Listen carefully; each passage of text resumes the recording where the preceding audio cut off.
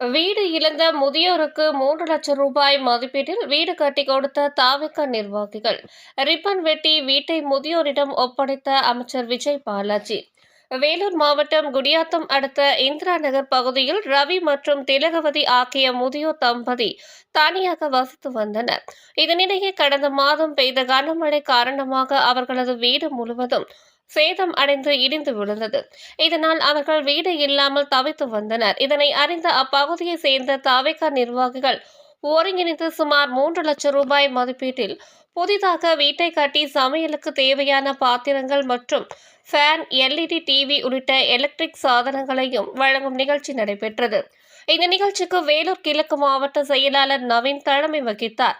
குடியாத்தம் மத்திய ஒன்றிய செயலாளர் அரவிந்தகுமார், மோகன்ராஜ் முன்னிலை வகித்தனர். இதில் சிறப்பு அழைப்பாளராக கைத்தறி மற்றும் துணிநூல் அமைச்சர் விஜய் பாலாஜி பங்கேற்று வீட்டை ரிப்பன் வெட்டி குத்துவிளக்கு ஏற்றி வைத்து சாவியை முதியோரிடம் ஒப்படைத்தார். அப்பொழுது முதியோர் தம்பதி அமைச்சருக்கும் தாவேகா நிர்வாகிகளுக்கும் கண்ணீர் மல்க தங்களது நன்றியை தெரிவித்துக் கொண்டனர்.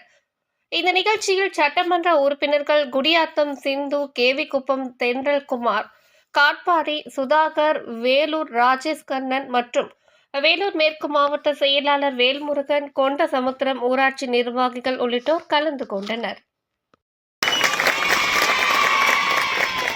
பாருங்க